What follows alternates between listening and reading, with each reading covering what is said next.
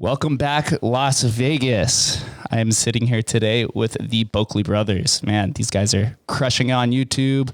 We're live on their TikTok as well while we record this. I'm here with Landon and Jesse Boeckle.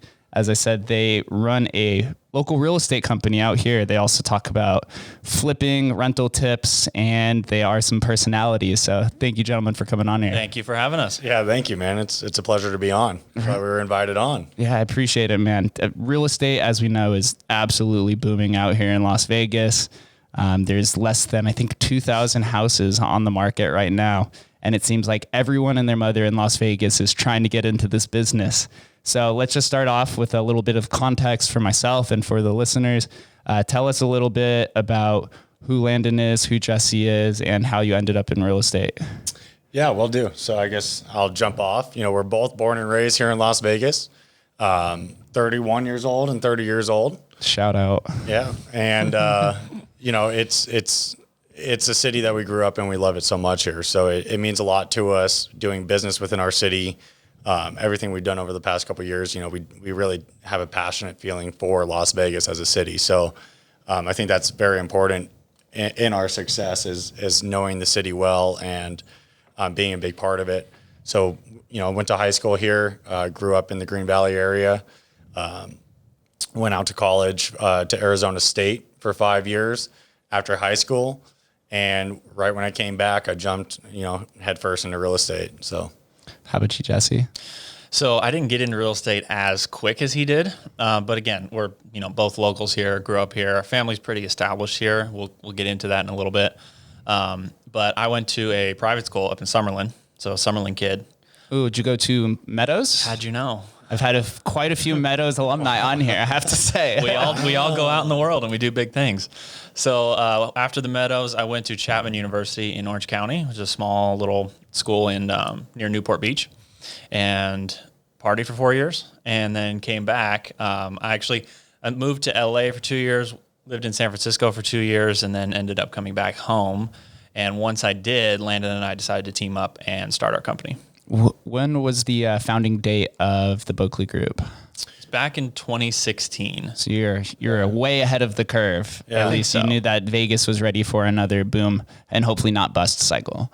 Yeah, we thought it was a good time to jump in. I mean, it wasn't as hot as it was today. So, you know, when we jumped in, there were some challenges. You know, it wasn't as good of a market. We were just, you know, recently coming out of the big downturn and values were starting to go up and home sales were starting to become more prevalent. So, you know, I can't say we started in the easiest time ever, you know, and that posed its initial challenges to us in terms of, you know, sellability, not knowing what we were really doing. You know, it wasn't right now. It's fishing with dynamite. You know, you put a home on the market, you're going to get multiple offers. So it's hard to screw up now. But when we first started with less experience, you know, it wasn't an easy time.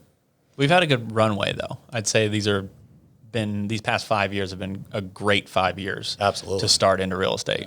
And like you said, now more than ever, if you're set up, if you've been in it and you're prepared to handle it, you're raking it in right now. Yeah. I've had on about 5 or 6 different real estate entrepreneurs that own their own agencies. And something I've noticed, maybe this is specific to Vegas, maybe it's not, but everyone kind of has their own brand on top of real estate. I had on Lacey Cerrone. She's a Las Vegas gal, talks about small business.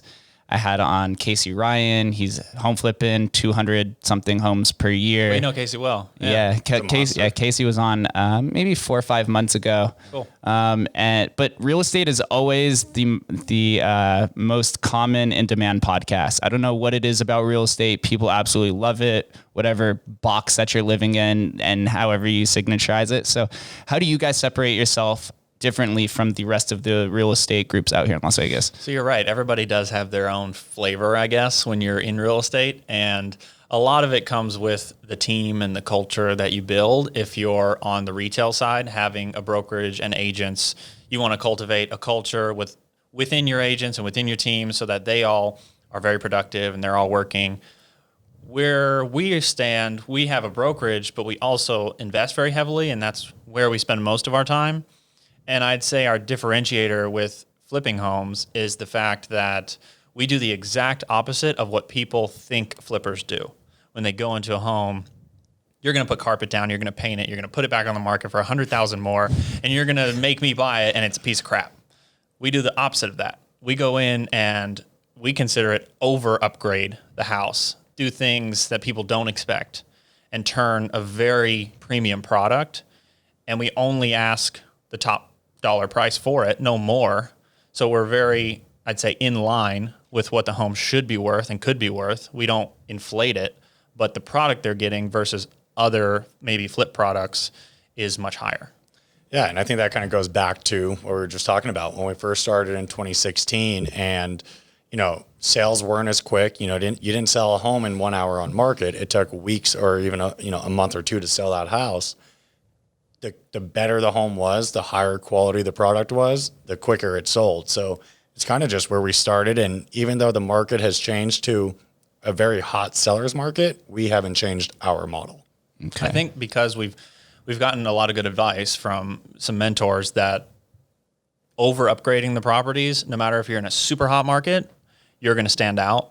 And if you're in a low, terrible market, you're still going to stand out. Mm-hmm. So either way, you're still going to be ahead of the competition. So why not go ahead and just run that model? And so on the investment arm of your business, when you're flipping these houses, is there a specific location or area in Vegas that you seek out flipping potential more so? And the reason why I ask this is because obviously we know the east side and northern Vegas is generally the lower middle class area. And if you're coming to flip a house and do these massive upgrades, maybe it stands out a little bit more compared to the rest of the neighborhood. This is a great topic to talk about. Man, it's changed so many times over the years. When we started, we started in the east side homes. North Las Vegas, east side, rough neighborhoods, rough houses. Jesse and I were up 3-4 days a week at 11, 12 o'clock at night, jumping out of bed, driving to Tropinellis to, kick squatters out of a house. We had to call the cops on the way. We had to deal with the cops. We get home at 3 a.m., go to bed, wake up the next day, do it again. And that's just kind of how, our first probably 125, 150 homes went, was those lower end east side North Las Vegas homes, because that's what was hot at the time. They're hot, but you can also find more distressed properties in those areas, properties that have had neglected maintenance, or people that are willing to sell their property a little bit faster for a discount, and they're lower price points in general. That's just a fact. Mm-hmm. when you look at Vegas as a whole. So it's a little easier to stomach being a new flipper, a new investor, to spend a little bit less maybe up front. And a little less risk. Yeah. With those price points, you're buying them for 150, 175,000, selling them for 250, 280, something like that. The only problem is those homes have so many issues. Mm-hmm. They're generally older. Those are older areas of town. So you're going to get homes all the way back built in the 50s, 60s, 70s, and 80s, and they all have issues with their plumbing, issues with their electrical, issues with that. And it's so much different from where our business is now today. Mm-hmm. Where we primarily buy in nice Henderson communities, really nice Summerlin guard-gated communities. We're not finding any of those problems. Yeah, there's a couple of reasons why we've switched that model up. One was just competition-wise. With flipping becoming more prevalent and the market getting hotter, obviously there's more investors that come out of the woodwork, to buy properties like that, those lower-end properties. You're competing against the entire world with them. Focusing on the higher price point or luxury flips nowadays, a lot less competition. There's a lot less people willing to pay, $600,000 plus for a flip property and invest in that and take that risk. So we've really found ourselves investing in the higher end homes the last year and a half, and it's worked out really, really well. Well, and from what it appears and from the conversations I have, the majority of New Vegas residents are generally from California. They work for a tech company. They're working remote now. So they have a decent amount of money to spend on. Sure. And so there's just more money entering the Vegas market in general. So maybe for what seemed risky a few years ago is actually not risky at all, but you guys have the skills to possess to sell to these clients because they're looking for something a little bit more specific. And to your point, with Californians coming over, when you convert California dollars to Vegas dollars, they become so much more useful. You're selling a 3-bedroom, 1-bathroom home, interior inland in Riverside. Not that that's bad or anything, but you're selling that home for probably $750,000, and coming out here and looking to buy a house for $750,000, you're getting an awesome property. Yeah, you're living in a master plan in Las Vegas. It's just the dollars convert to so much more. It's crazy. So I think they've inflated the market quite a bit. The Californians coming in, of course. But yeah, it's made a lot of sense for us to jump up to that higher price point. Is there a style that some of these higher end clients are looking for when it comes to buying a new home in Vegas? I do think there's no specific style they're looking for. They'll buy contemporary, they'll buy farmhouse, they'll buy super ultra modern. They just want everything new and up to date.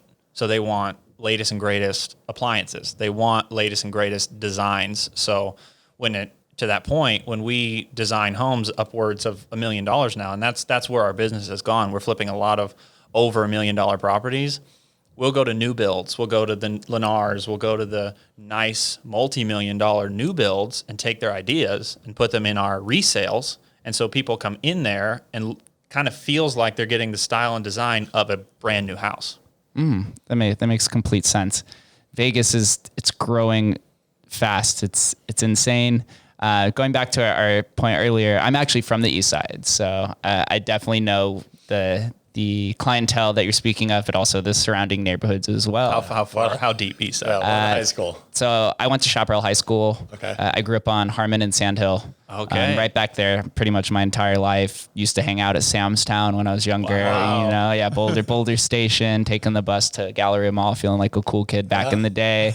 I'm 29, so I'm just like a year behind you guys, year or two. So we've seen Vegas grow pretty fast.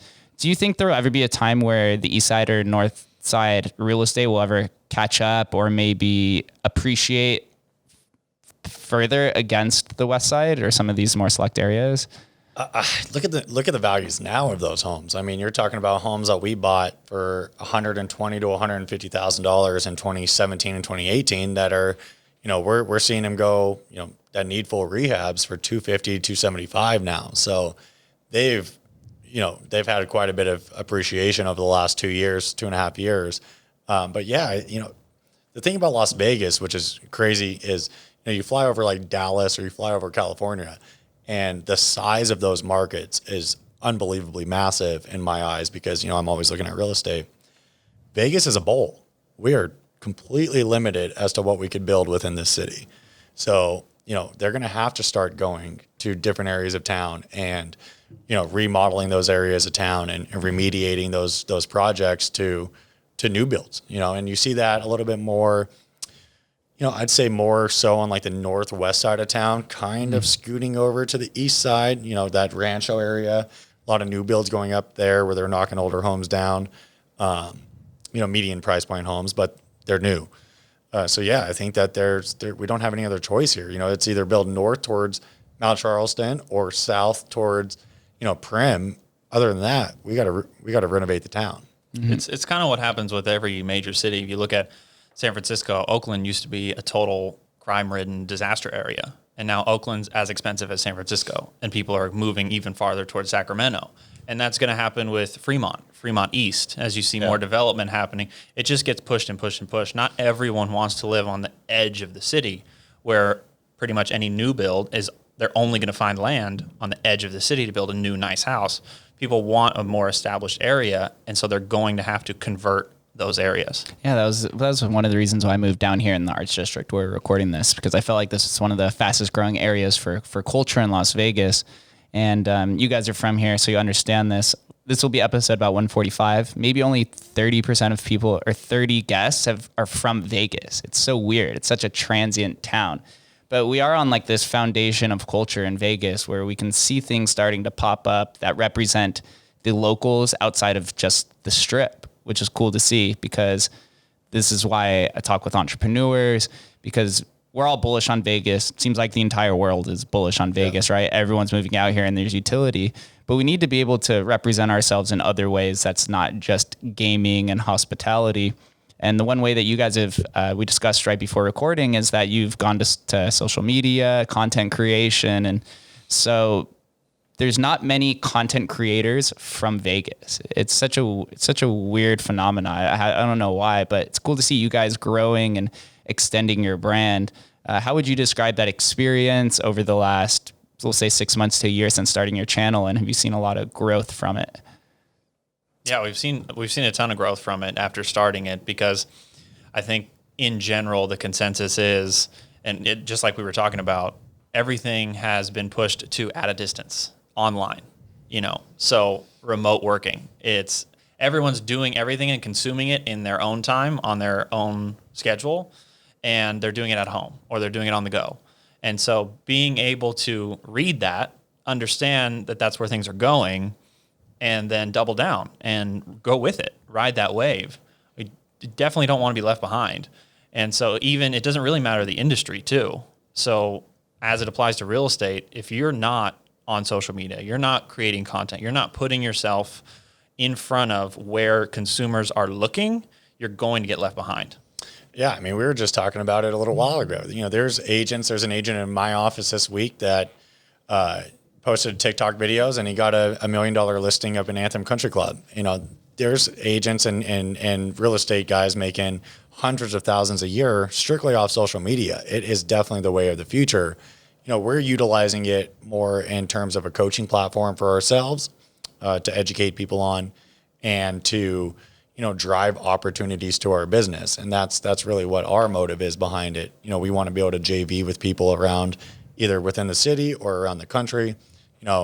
Lots of opportunity comes from the social media world, collaborating with others. So we're really utilizing it as an opportunity stance and an educational stance. To me, it seemed like diving into the world of content creation, and I think we've all started generally around the same time. Some point last year, we all realized like, hey, the world is changing forever. People are moving to this e-commerce model, remote working, and you don't have to basically leave your home ever. You could literally have groceries sent to you. But to me, it always seemed like content creation is like it's an access point to pretty much anybody. You guys, I also just started a podcast recently. What I had realized is that a lot of these high net worth individuals or people that are very sought after, they're very busy with their time. And so they try to divvy it out specifically and intentionally. So if you don't have a content creation platform or a message, then they don't have to engage with you. But when I would reach out to people and say, hey, I have a podcast, they're like, here's 3 hours of my time. Sure. It's like a cheat code to reality. Yeah, it's the easiest way to get in touch with people that otherwise seemed, far away, at a distance. So we've reached out to a lot of people. We have some big podcasts coming up and, some big collaborations coming up. One good one that we have is we're remodeling Andre Jeek's house, which is, as you may know, is a big crypto finance guy on YouTube. So, that's kind of an opportunity that came out of our Instagram, and that goes to show what could come about with social media. We posted one of our flips on Instagram. We said, I love the work you do. I'm buying a house in Vegas. I want you guys to help me remodel it.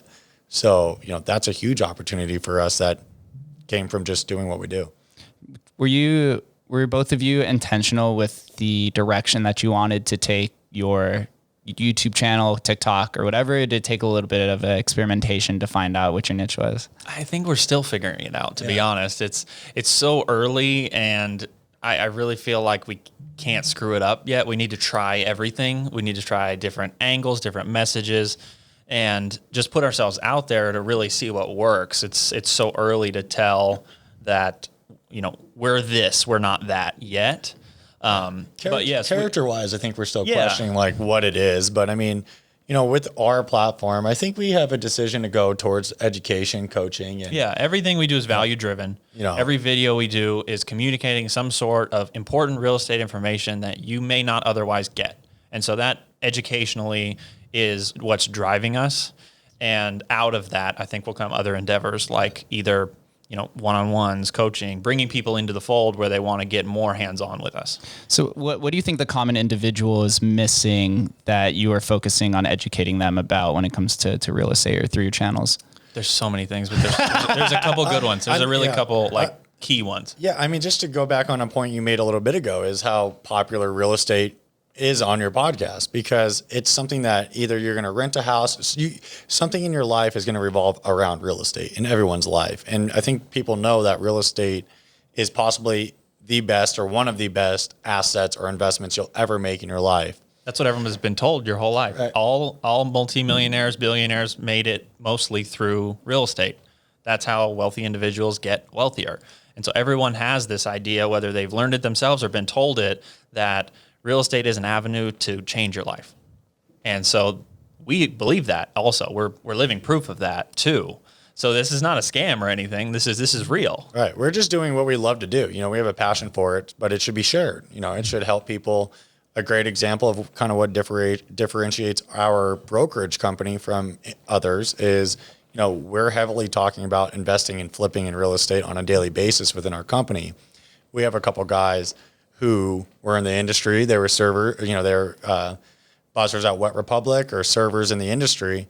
And they came in, they started working with us, and now one of them is flipping like 35 homes this year. And that's huge success. Yeah. So it's just educating people on, gaining that long-term wealth, being able to look at real estate as a vehicle for freedom, financial freedom, life freedom. If you're working that 9 to 5, you have some money saved up and you want to, help yourself get out of it someday, help that retirement. You got to be looking at real estate and learning about real estate. But to your question, so what are some of the things people are missing or overlook when it comes to getting into real estate? And we were just talking about this morning. One of the things that we're going to start providing value in and start educating people on is the money side, because most often people feel turned off by real estate because it's expensive. It's usually the largest asset someone will own in their life. And so to think about putting that much money into something is daunting. But the way we've run our business, the way that we're planning on showing people how we've done this is you don't need it all. And I know that there's a lot of noise in the world of do this with zero money, do this with no money out of pocket. But we've actually done that. We've done many, many, many flips. We've made millions of dollars with no money out of our own pocket. And so getting started, you truly don't need that, but you need to listen to the right person to help you understand how. Mm-hmm. Yeah, there's a lot of fluff on the internet, especially when it comes to YouTube. There's a lot of engagement farmers and people that are just slaves to the algorithm that you don't really know what the content is. It's the same issue that we face in the crypto industry as well. So what would you recommend then is like a down payment or getting started? What is the most common avenue that you would recommend? So one of the best things that you exactly said this morning is don't worry about the money first. Go and try to find a deal first, because if I have a good deal and I post it on Facebook, I guarantee I'll have 5 people reach out to me and say, I got the money for it. That will come. So if you are actually focused on the wrong thing, you may be trying to climb a hill that's just too steep to start. Go ahead and try to find a deal. And there's lots of free ways to find deals. There's a ton of ways to find deals. We spend $0 on marketing to acquire all of our properties. And these are the type of things that we're trying to advocate on our YouTube channel and on our social media is, 99% of the population looks at a real estate transaction, like Jesse said, and thinks, wow, I don't have $100,000 cash to put into it. Or I don't even have $25,000 cash to put into it. So, I think finding a deal is a great first step if you know how to do that. If not, I think you should study and follow the right people to learn from that are honest people trying to just educate. And there's a lot of those out there. From what I gather too, since the rates are really low, it's a really good time to buy now because you don't have to pay much forward at the end of the day, or at least over the 15 or 30 year contract that you sign. True. Yeah. On the traditional side, it is a great time to buy. I mean, we're talking about 2.875% rates or something like that. I mean, that's almost free money. That's free money in terms of leverage. But on the investment side, if you're working hard and you want to save up and you want to try to start flipping homes or investing in real estate. You know what? Summer is here. Football is about to start. Baseball has started. Basketball is going on. Every major championship is right around the corner. But you know what is not? A wild and hairy bush. Yes, that's right. Tame your pubes with help from our friends over at Manscaped, the leaders in below-the-waist grooming. I know they've been sponsoring the show for quite some time now. You guys are very familiar with this. Their 4th generation performance package includes a brand new lawnmower. If an athlete treats their body like royalty, why not treat your pubes like Olympic gold? Fellas, do right by your balls and join the 2 million worldwide who trust Manscaped. It's been a little over a month now since Vegas has been fully opened. I've been to a concert at the brand new stadium out here. I went to a casino opening. I think that the world is ready to get back to force, especially out here in Sin City. But what you guys need to do is get ready and open yourself up to the Performance Package 4.0, which is from Manscaped. Inside the Performance Package 4.0, you'll find a handful of things. You'll find the Lawnmower 4.0 trimmer, the Weed Whacker ear and nose hair trimmer, Crop Preserver, ball deodorant, Crop Reviver toner, plus 2 free gifts, some boxer briefs, which I love, I wear on the regular, and a Shed travel bag. All of these products in the Performance Package 4.0 has a handful of utility. The Lawnmower 4.0 has a 7,000 RPM motor. It has a 4,000 LED spotlight. The package also comes with the Weed Whacker to get right up in that nose to make sure that you can get out all of those prickly hairs and also save your ear from some dissatisfaction as well. Now hear me out, everybody. Use the code THEGUESTLIST, one word, the guest list, just like the podcast, over at manscaped.com to receive 20% off and free shipping. I have had dozens of friends order this product. I have not heard anything bad. I use it on the regular, especially when you're out here in Las Vegas getting ready to go out and have a good time. You want to make sure that your confidence is at an all-time high. Make sure you use the code THEGUESTLIST for 20% off and free shipping over at manscaped.com. Let's get back to the show, guys. You don't need as much money as you think you need. There's a lot of money out there, private money-wise, hard money-wise, that you can acquire at a very low cost out of pocket for yourself. And Jesse and I just kind of dipping into, our model. The first 175 homes that we flipped with $0 out of pocket. We found a private money lender, or had private money lenders that lent us money. They fund the entire acquisition, the entire rehab. And at the end of the day, we split the profits with them 50-50. So, we were willing to put in all the sweat equity, put in all the work. We found the deals, we managed the construction, we sold them all. And at the end of the day, we get half. Yeah, 50% of $50,000 is better than 0% of $0, right? Absolutely. And some people are intimidated by that because you feel like you're losing equity in your company or that it's not worth your time per se. But any business that you're founding, you're going to start with either the general idea for traditional businesses or storefront was like, you're not going to make a profit for the first 3 years.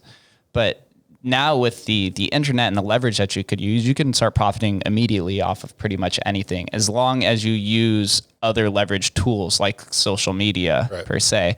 A lot of content creators, they kind of get stuck in this loop that they're trying to make thousands of dollars per month off their content, when you realize that your YouTube channel or your podcast is just leverage to therefore build a business off of. Like you mentioned, that coaching is something that's become a little bit more evolved through your platforms.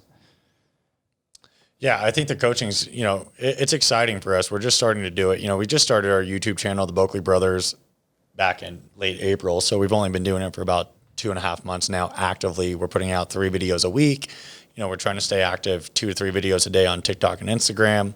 And, like I said, what we're looking for out of it is more opportunities for us to either help people or business opportunities, and the business opportunity is still helping someone. If you're in, if you're local to Las Vegas and you have a deal, but you don't know how to fund it, you don't know how to flip it, you don't know how to manage it or sell it, come to us. Those are the opportunities that we're always looking for that come through social media is just that, someone who has one piece of the puzzle but doesn't have the rest of the puzzle put together. We could help you with that. And that's kind of what we're out to do. And when it comes to your private coaching classes, are these generally one-on-one or are they taught as a group session?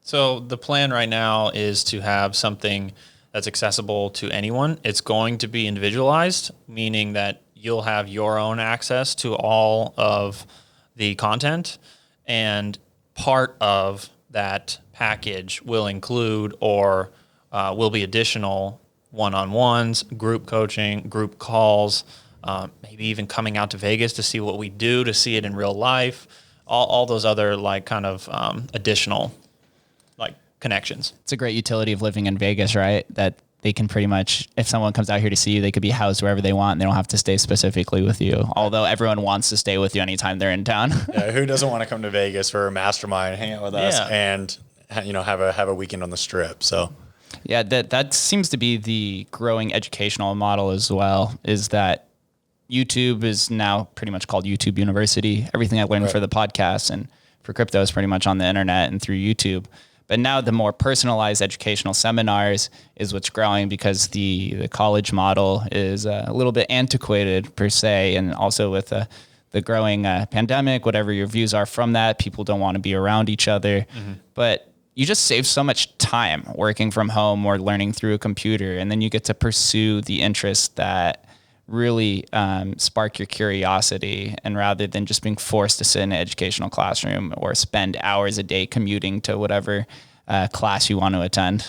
Yeah, I mean, like Jesse said, he spent 4 years partying at Chapman. I spent 5 years partying at Arizona State. Did I get anything out of it? An extra year. Honestly, yeah, I got a degree, but if I would have started real estate 5 years sooner and educated myself for a lot less, would I be further? I really think I would be. And, I'm not putting down college, but, I'm grateful for everyone I met. I think I did make great connections and networked well over the years, but, I'm not an attorney. I'm not a doctor. I'm not an engineer or an architect, which you need college for.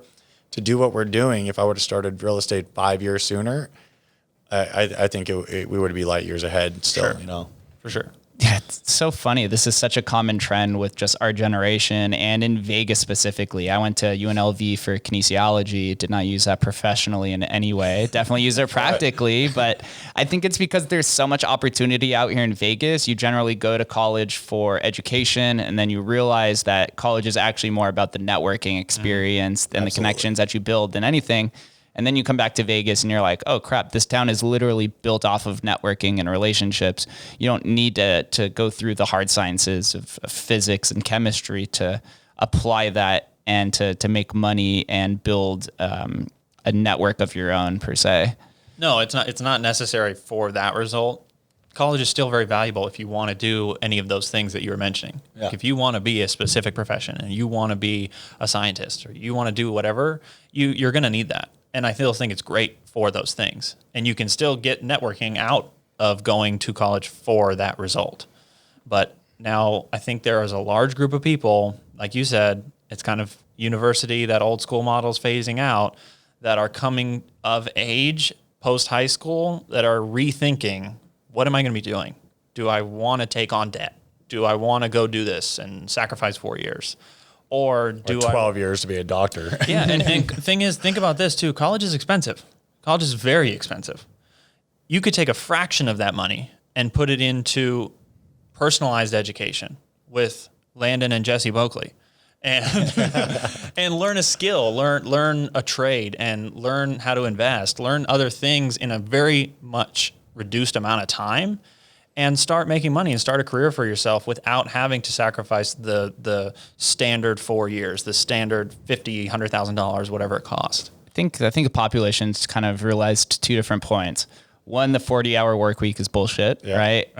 When I first started the podcast, I would finish things in four hours per day, and I would feel guilty that I wasn't using the extra 4 hours to do something. And I'm like, God, I've been so indoctrinated to this 40-hour work week that it's actually a huge, it's a farce. And then also, I think a lot of people are beginning to realize the accreditation fallacy when it comes through institutions is that you go through this traditional model, right? 4 years, you get a degree.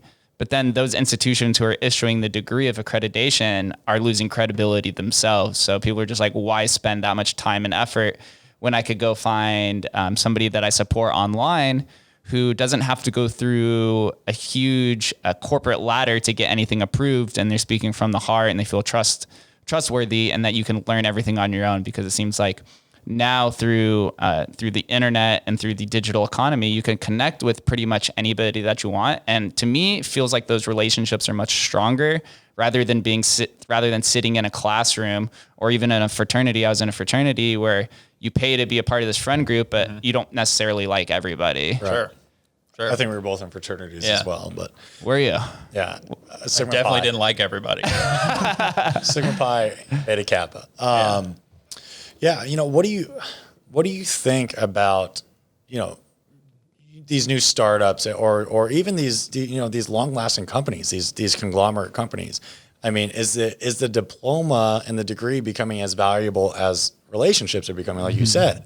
I mean, who's getting the job nowadays? Someone who simply just makes the resume and applies, or someone who connects on LinkedIn, connects on Facebook, reaches out 3-4 times, makes that connection, makes that relationship. Like, yeah, the degree's worth a lot, but this person's been talking to me for weeks or hasn't stopped reaching out, has shown motivation. You know, I have family and that works for a startup, and I think that the relationship side of things is more important than the degree sometimes nowadays. It is. It's becoming less valuable than it's ever been. And everybody is pretty much a walking startup in itself. Now that you could brand yourself, you could profit off of your direct likeness, apparel, a business, or whatever. So the traditional path to employment is pretty much disintegrated, right? A lot of my friends have actually found jobs just DMing somebody on social media. And it's just like you guys getting clients. They just DM you and they're like, hey, I like your work. I like this visual representation that you present yourself. You don't have to send in a resume of showing where you've worked for the last 10 years if you don't want to rent out your time, because that's a linear path to wealth. But if you want to tap into the pure intention of capitalism, you need that exponential curve so that you can still work the same amount of hours, but make exponentially more. Just like Joe Rogan, right? He's working the same amount of hours. He's doing 3-hour podcasts, but now he's making $100 million a year rather than a few million that he was making before. Right. I mean, just like you said, I think is starting to wake up to the fact that they are their own business. They are their own product. And climbing the ladder that we've been told to climb all our lives is just fading. Like, you get in school and you have to get good grades in order to pass. And then you have to get good grades in order to get in college. And then you have to do good in college in order to get a job. And you have to climb the ladder once you're in that job. And then all of a sudden you're 65 and I did all this for what? Mm-hmm. I don't think anybody wants to do that anymore. So as you guys begin to scale, obviously you're going to have to hire some employees. What are the kind of qualities that you look for when bringing somebody into the Boeckle Group? I think this kind of goes exactly to what we were just saying is, we've hired an admin or a controller now for our company. She's been with us for 4 years now and pretty much runs, all the daily ins and outs of our company from the finance side and banking side to transactions. And she had zero experience. She was a friend of mine since middle school, and it was built about trust and how much, basically off trust and friends, right? And that kind of just goes into it. She had no experience, but she's done a great job. We have scaled because of her. She's been our rock for a couple of years now, and we just hired a project manager, and same thing. You would think the project manager for our company needs years of construction experience and needs to know the ins and outs of construction and how everything works, when in reality, he was just a friend of ours that was motivated to work with us, wanted to put, everything he had into it. And from hiring him in 2021, we've been able to 4 or 5x our business. Just be careful hiring your friends. That's all. Don't just hire your friend because they're the only person that you feel like calling, and that's easy. You have to be friendly with the people you want to work with. That's very important because you're going to go through good and you're going to go through bad. But I think there's more to it than the fact that we just get along. They also have to have a willingness to do that job. So our controller, she had zero experience, but she was willing to completely rewrite her skill set and come into this with an open mind and learn everything we had to teach her in order to become very proficient. And that part of it is really on us. We have to be able to know the job so well, know the ins and outs, the ups and downs of everything that role is going to face, so that we can teach that person how to do it. If you've never really done it yourself, I really don't see how you can teach someone how to do it. No, you're right. It's true. And once you get to this certain stage of scaling your business and you start after delegating tasks away, it becomes kind of tough because you've been so emotionally attached to it for so long, and you know the exact and particular way that a process needs to be done, that once you start conveying it to somebody else who you still have the ability to groom them, right? They're able to reset their skills. It becomes a little bit tough, but that's where company culture comes in. That's where your precision on your vision and so forth. I think it took us too long to make hires because we were so scared to give away, the keys to the car, and we're scared that quality would go down, or we just couldn't find the right person that we felt we could give those keys to. And even starting off, we're still having a hard time with it, stepping away completely and letting it just go. but it's super important. It's the only way to scale your business. We were locked down 5 to 7 hours a day on construction, which took away a lot from other aspects of scaling our business. So being able to give that up as you got to be able to give those keys up. You can't give it up and think that everything's going to continue smooth sailing, that it will always get done the way you've been doing it. What you have to, and what we had to understand is that when we give up those keys and we do our best and we teach them and we continue to groom them, if that person takes on the role and does it 85% as good as I do it, that's okay, because that 60% of my time that I'm getting back, I can go reinvest into something else. And the sum of the two are much greater than if I was still stuck doing that. You just have to accept. It's a very valid point. Yeah, there's one of the ideologies that I live by is that if I could be in the top 80% of whatever that I'm doing and I can apply that to multiple sectors, then I'm generally in a league of my own, or I'm building my own path. So you can never be perfect in one area, especially when it comes to scaling, because you don't know how your competitors view it as well. You have to compete with them. Are there any things outside of the investment arm of the Boeckle Group that you guys intend to go into next, like maybe commercial real estate or any other entrepreneurial endeavors? In the investing arm, I think we want to invest in bigger and better projects. So far, it's just been single family rentals, Airbnb, stuff like that. But getting into apartment complexes or multifamily units and stuff like that, just a step up. I think that would be our near future goals. Yeah, we have a big meeting, in the near future about a multifamily unit here in Vegas, which is super exciting to us. Looks like a really good deal. It'll be our first investment into a multifamily unit, so that's probably our next path. I've heard that apartments and family units have a much larger return than just single family homes because renting is on the rise. I know, is it BlackRock Group or Blackstone is buying up all the houses and renting it out, and we're basically becoming a renter economy rather than a homeowner economy. Right. Yeah, all the gurus, all the long-term guys who've been around for 30, 40 years, they're saying rents are going to skyrocket. Even the Grant Cardones, rents are going to skyrocket. So you got to be able to have, even if it's single family, and that's one thing that we're trying to do ourselves and teach ourselves is you got to have cash flowing assets that will help you grow. Mm-hmm. Yeah. Do you think it would be troubling or tough to manage all of these rental properties because there's always so many different issues that happen with it, rather than if you're just flipping it, it's like you're done with it after your particular construction? You're done with it in that sense with a flip, but I'm not worried about like owning lots of rentals and stuff. There's management companies to help you do that. Like in no way, shape, or form do I want to hire myself to be a property manager just because I'm buying rentals. Like, no, all that's going to be taken care of and automated. Yeah, I fucking hope so, man. This you definitely don't want to do it yourself because we've tried to do it ourselves and it is not fun. It's 10 o'clock phone calls and if you have one property or something or two, like you can do that, but it's anything over that, you really should look into property management. So do you guys still go in and do the construction yourself when you're flipping homes, or do you have a team that comes in and does it for you? We've never done any construction. Like our very first flip, Landon hung a few ceiling fans, but that's about it. That's the gist of it. We've always hired a general contractor and hired him to do and bid out the job and do all the work.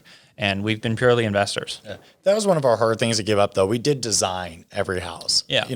Up to this point, the only ones that were actually actively involved in designing on a regular basis is the $1 million plus luxury flips. We go into each one of those. We put our thoughts into it, put our design work into it, and that we're still involved in. But we've given up the design to our project manager for everything under that. So, yeah, cool. I want to circle back to the luxury home flips and the luxury market out here in Vegas. Vegas has had kind of an absence of wealth for a little while. When it comes to like entrepreneurs and stuff, it was a very like retirement destined place for such a long time. But now I don't know if it's no state taxes that's kind of attracting everyone in here, or the Raiders and the Golden Knights, or all these different externalities that are being attached to it. What type of clients are you guys seeing enter Vegas? Are they generally entrepreneurs, business owners, athletes? We're seeing a lot of young entrepreneurs, a lot of business owners, and I don't mean young like anywhere in their, some in their 20s or something, but like early 40s, and they are owning a business that maybe they're working remote or doing something, but they've now realized I think it's the tax thing. Just to answer the question, I think it's the no state tax thing that's bringing people in. Is why, if I'm working for a company that's based out of California and I'm getting paid a California wage, I don't need to pay California tax. Sign me up. So we're seeing a lot of that. Yeah, I also think it's what we consider luxury. Our luxury here in Vegas, is pretty much $1 to $5 million. Homes over $5 million are a little bit more rare here in Vegas. They're becoming more, we're seeing those sales more often, those $25 million sales up in the sky. But the homes are outrageous. Yeah, but the average luxury home here in Vegas is probably $1 to $5 million is what we consider a high-end market. So, that's a very digestible number to these people coming from California. Like we said, there's people who have homes that they've inherited in California that are worth $1.5 million to $2 million, and they're not elegant mansions. You take that, you come to Vegas, you could buy yourself a big house here. So, I think our price point for those, our high-end considerations moving up to those $5, $10 million homes. But traditionally, high-end in Vegas is $1 to $5 million.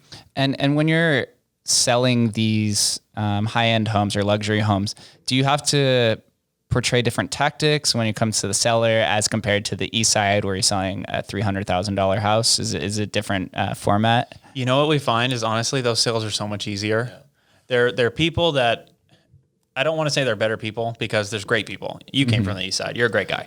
But there's a difference between a buyer who's, and there's nothing wrong with it, again, trying to afford maybe their first home or afford a home out there. They're usually financed, which is totally fine, but they're having to come up with the money. They're having to really keep their head on straight in order to get this transaction done, versus somebody who's buying a $2 million home in Summerlin. They're usually paying cash, and they know their shit. And so if they're not paying cash, they're highly qualified. They're highly they're putting a ton of money down on it, and they know the ins and outs. This probably isn't even their first time doing this. They've done this before, and transactions are smoother. The quality of the transaction is so much better. So we have a much easier time selling those. Yeah, and I think it kind of goes into, when you're buying, those lower price point homes are typically first time home buyers. Mm-hmm. So if there's some repairs to be made, it's, oh no, I don't know how to do that at all. So, they ask for all these repairs, and then, it just gets messy at the lower price point, because these people either can't afford to make any repairs themselves after they purchase the home, or they just don't know how. So once again, on the high end, it's just a cleaner deal. They're more savvy buyers. So if the clients are, per se, easier to deal with, is the main barrier to entry from other real estate agents or agencies the capital investment into these larger homes? Oh yeah. It's just that risk. I'm going to start flipping a house. Okay, where am I going to start? If I haven't done it before, I'm probably going to start lower risk, lower reward, but lower risk. So I'm going to start with the $100,000, $200,000, $300,000, $400,000 house to get my feet wet and try. And there's more people now than ever that want to dip their toes in and try. So that competition is just so heavy in that price point. Mm-hmm. So we find a lot less competition when we go, 800 plus, million plus. Yeah. And for hard money lenders, the cost could get exorbitant after you hit $1 million. You're talking about high interest rates, high points on to purchase each home. The costs get very high. So if you sit on a home a little bit longer than you should, it could put you underwater on a big house like that. Yeah, because you would assume the mortgage fees are like $10,000 or more a month. That's crazy. People also think that rehabbing a house, like a big house in Summerlin, that's $1.5 million, is like so much harder than doing a house that's under 2,000 square feet, single story, North Las Vegas or something. Actually, that house is way harder. That house, with its age and with all of its secrets that it's going to reveal to you once you start ripping the walls apart, is so much harder to do than a house that's relatively newer. If we go into the nicer neighborhoods, they're a lot newer homes, and all the mechanicals are in much better shape, and the houses just don't have as much headache when you get into it. Yeah, I have to say the fraternity house that I lived in was built in the 60s, and if those walls could talk and that plumbing could talk, man. Right. The house is probably barely standing today. Yeah, literally. And they've got the owner of that house has gone in and completely refurnished it and charges like double what it was a few years ago. But I'll never Man. take back those fraternity days, though. Yeah. They were some fun days. They were. Yeah. The thing out here in Vegas is like there's no Greek row because of the zoning requirements, whereas I think at Arizona State they have a Greek row, and Chapman I think they do as well, right? No, they don't. They don't. No. Yeah, we had our own house. All the fraternities were on it. It was fun. Yeah, man, that's an experience. Out here in Vegas, our fraternity house is like literally right in the middle of a neighborhood. We were right across from UNLV in that like older home area, right off of Harmon and Spencer area. Yeah. Really nice, elegant homes that are very large. Our house was 4,000 square feet, but man, that age, it shows. There's constant plumbing issues and electrical problems. Yeah, it's. Yeah. So the those point houses, is like, and they were just having shit stuff down the toilets all Yeah. day, every day. No shower worked, no toilet worked. It was impossible. we have a much easier time, honestly, flipping the larger price point and the more custom homes. Now you have to get a little more in depth with your design because buyers are a little more savvy. If I can spend $2 million here in Vegas, I'm probably looking around. I'm not going to, I have to live right here. Like I have some shopping to do. So when they come across your home, it's got to really blow them away. Yeah. And so the custom nature of the rehab, the materials that are used, but all that is, I would rather deal with those issues and have to solve that versus solving all the headaches with an old house. Interesting. So I had a gentleman on here probably about a year back. He runs a company called Homey. Are you guys familiar with that? I've heard of Homey, yeah. Yeah, they're basically like, it's like the e-commerce real estate platform. They're trying to save the sellers and the buyers $10,000 by pretty much cutting out the real estate agent. Right. Do you think this model is going to continue growing as we've been discussing about how the world is becoming more digitally native and e-commerce? Or do you think there's always going to be a need or a necessity for real estate agents? I think we've been hearing this for years and years that, the real estate agent's getting pushed out. I mean, there's things that are going on, like the home builders are only offering like 1% or even less right now to agents, which I think is unfair, to be honest. Because they're working their asses off. To give them 1% is not fair. But, everyone, last year in 2019 when Zillow came in super hot the first time and OfferPad and Purple Brick came in, everyone's like, there goes the real estate agents, and we're still all around. So I think there's always going to be a need for agents. I think that once again, it goes back to having that personal trust relationship with someone, to trust in, you're talking about hundreds of thousands of dollars in a transaction. To do it through a website just seems a little bit sketchy to me. I think it's a genius plan. I think there's a lot of people that will do that, but to say that the real estate agent is going to be no longer needed, I don't see that happening. What I see is the commission structure and the commission amounts changing. I see that as market pressures one way or another, things will change for that real estate agent, but I still think that connection and that relationship is always going to be necessary. Honestly, there's nobody, and maybe that works for like a certain price point, better than others, but I guarantee you're not buying a $2 million house online. That ain't happening. Right. Yeah, and I think that the commissions are more so, the commissions are more so market based. Right now you're seeing a lot of 2.5% buyers agents commissions. Why? Because you put a home up, the buyer's agent sees it, sells it, super easy. When shit hits the fan, commissions go back up because you got to work a lot harder to get the deal sold. Your clients better be paying you well to do that job, and so I think it's market based with commissions. I don't think real estate agents are going anywhere. I think that they need to adapt. I think they need to adapt to social media. I think they need to adapt to changes in the market with technology and how you interact and how you network and how you build your personal brand and your business. For sure, the people who do not do that will definitely fall off. 100%. But I still think that there's a need to have them. Yeah, definitely. Especially with just Vegas's inherent nature of networking and relationship building. There's some of those positions that specifically on the Strip will never be automated away, like the server at a nightclub, right? You still need that human connection and that physical touch. Even, was that my phone going off? Somebody's, oh, you're good. Start over. Right? No, you're good. That connection with a human is needed, that emotional touch. But I'm just a crypto guy, so I see all of these processes happening with Ethereum and cutting out all these different middlemen per se. But the big end of the day when it comes to purchasing real estate, it's most people's biggest purchase of their life, and it forever will be their biggest purchase. So they need kind of that guide, or even just to be handheld through the entire process, even as mundane as it is. Yeah, I mean, it's a legal contract. You're entering in. So unless you're a lawyer, you don't have experience with this. So I would advise you to use someone who does. Yeah, it could be their biggest purchase, other than maybe crypto nowadays. So I need to hear from you a little bit about crypto. Buy a house. Have you guys looked into digital real estate at all? Yeah, actually, you heard of Earth 2? No. Earth 2? What is this? So it's kind of like a precursor to what's supposed to be a large gaming platform that is Jesse going to pretty come out. much owns Japan. Let's put it that way. Palm Beach. I'm a heavy investor in Palm Beach. Palm Beach. So if you go on Earth 2, you can basically buy digital real estate, and it's more gamified than actual real commerce.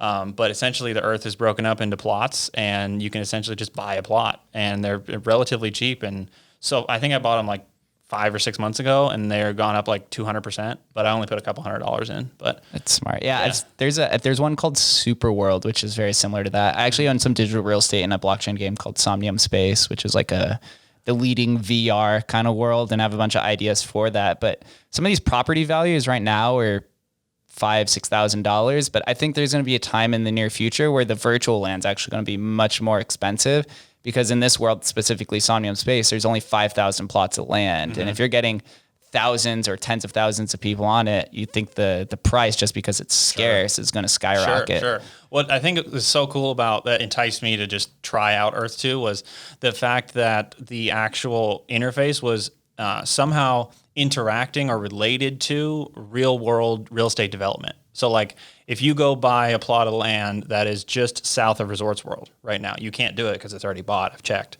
but there's an empty lot there, and I know it was purchased, and I know there's going to be a casino there in 5 years. So that plot will actually appreciate as the land becomes developed and as it becomes more valuable. So I thought that connection was very cool. Where are the Oakland A's going? All right. I want to buy that. I want to buy that plot. Right. Go buy Cashman. Yeah. So that's like the AR kind of version of real estate. Then there's a complete VR experience, which is kind of what I've been diving in like Decentraland and some of these other games. But to me, digital real estate's so fascinating because you're cutting out the majority of the cost, right? You don't have to literally buy any physical labor, general contractor. I mean, maybe you'll get an architect and designer in the code form, but as we become more immersed through this entire conversation, we're talking about everything's becoming more digital.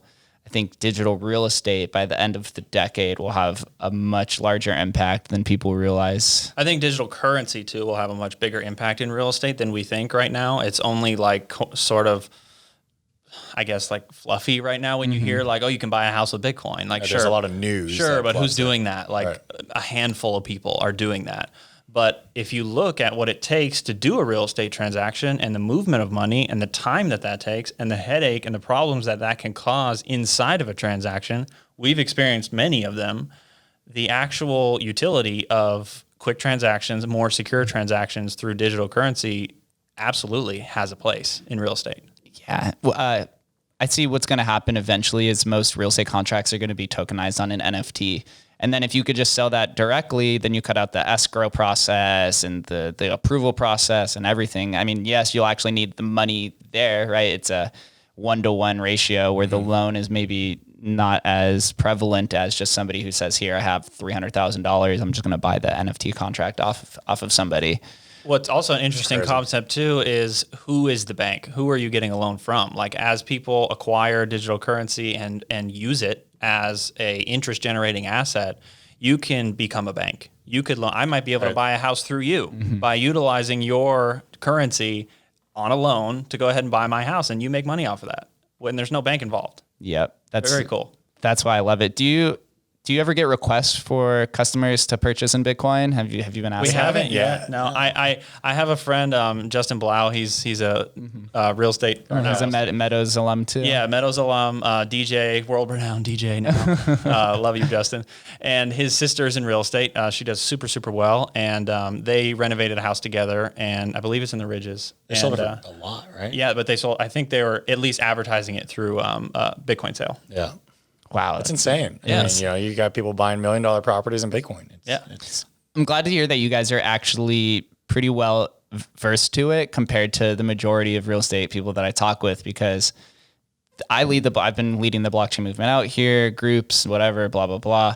And for me, Vegas, even outside of the Strip, has kind of been like the world's playground. And so it's like, if it is the international playground, then why not integrate the digital playground to it, but also the world's currency? Mm-hmm. And so this is kind of the trend that's happening. So if you're able to position yourself, or even just being aware of where the trend's going, and then seeing once it passes regulations, or there's a legitimate business that you can cycle it through, or that they can deal with the entire process, then you're going to be much farther ahead than the majority of people, because people who own crypto have a lot of money and they're willing to spend it pretty much at will. The Vegas leading that forefront, I think, is so cool. We just went to the Resorts World grand opening, and that's a cashless casino. Mm-hmm. Very, very interesting. Accepting crypto, right? They haven't accepted crypto yet. They did integrate the cashless digital wallets. Right. Okay. Right. So that alone is a huge step of letting go of the actual fiat currency and trusting in something that is more digital. But then where does that go? Do those digital accounts become backed by crypto? Like, where, there's so many avenues and so much deeper that can go. Mm-hmm. Yeah, that's the issue I've heard so far, is that the majority of these casinos are, I wouldn't say afraid, but they haven't received guidance from the Gaming Commission on how they can accept it, taxable events. So there's a lot of uncertainty surrounding it, but Vegas is a perfect location, real estate and on the Strip, to integrate all various forms of cryptocurrency and blockchain technologies. Just a matter of time. Vegas has so much room, so much opportunity coming into play here. It truly is insane what's going on with our city. Bullish on our city. Before we get out of here, gents, I have one final question. Same question I ask everybody. We'll start with Jesse first. Ooh, hot seat. What does Las Vegas mean to you? Las Vegas is home. I do love Vegas. I grew up here. I have a lot of love for it. So I can't say that I can't say anything bad about it, to be honest. I know that the world is a big place, and I love a lot of places that I've been to, and I have a lot to go see, and I may not live here forever, but I know that this will always feel like home. Boom. How about you, Landon? I think Vegas is, it's a small, big city, right? Everyone knows everyone. It's super tight knit. I think we've shown incredible resilience and perseverance over the last, couple of years, from, October 1 and how everyone got together from that, and how we've adopted, the Golden Knights team, and how amazing that's been. It just shows how much people do love this city. And I think that we've done such a good job building upon ourselves, because like we said before, it's traditionally been strictly tourism based from the Las Vegas Strip. But now you drive around town, you got, dozens of million square foot facilities going up by the Speedway. You got, 4 or 5, monster Amazon facilities going up on St. Rose Parkway. So we built an industrial foundation here. We got the sports foundations coming in here. We've done such a good job building outside that tourism space that, it's just shown our resilience to changes like last year. I mean, when you could ride your bike down the Las Vegas Strip, that's a scary time for us, especially being in real estate and living in the city. That's a scary situation. So to get out of that and, just persevere through it, and what the Strip's back to, and what we're seeing going on now, it's so cool to see. I think a lot of people see Vegas as opportunity too, like all of those things you just listed. There's so much room for new opportunity. That's maybe why our town is so transient, that people come here. They want to come here from wherever they're from, because there is something new. There's something different. There's room for new things here. The majority of Vegas transplants that sit across from me on this show say opportunity. Yeah. That's by far the most common answer. You can really be whoever you want. And the city's small enough to the entrepreneurial network of a few thousand people that you can leave a legacy out here with a small team, as long as you just have the perseverance and commitment to see the mission through. Mm-hmm. Yeah, I think going into it, just touching base real quick before we end on our dads, they came here from New York when they were 22 years old, and they saw opportunity in the city, and they created, the PT's empire out of it. And that's just goes to show they had nothing. They were poor guys. They had $0. They saw the opportunity here in Vegas and blew it up. Yeah, just Oh, really? Your parents are the PT's peeps? yeah. So PT. I had no idea. Really? Oh, I thought we were going to No, be talking about that. I had today. no idea. So PT stands for I had to Phil throw and it in Tom. His dad's Phil, my dad's Tom, and so that's they awesome. moved out here and started a bunch of odd jobs, but then bought their first bar, turned that first bar into 30 something bars, and then sold them all very successfully. So it's actually the largest privately owned chain of bars and pubs in Nevada. I have had my fair share of late PT nights, playing billiards at UNLV, staying out there till 5 a.m. You can't live here without knowing PTs. Yeah, dude, that's incredible. Yeah, I actually had no idea. That's awesome. So next time you guys come on, we'll definitely have to circle back on that topic, as well as seeing you guys' growth and buying hopefully more digital real estate. Yeah. Where do I send all the listeners and viewers to follow you guys along your journey, social media, et cetera? Sure. So it's super, super easy. You can find us on TikTok, Instagram, and on YouTube under the Boeckle Brothers. Easy.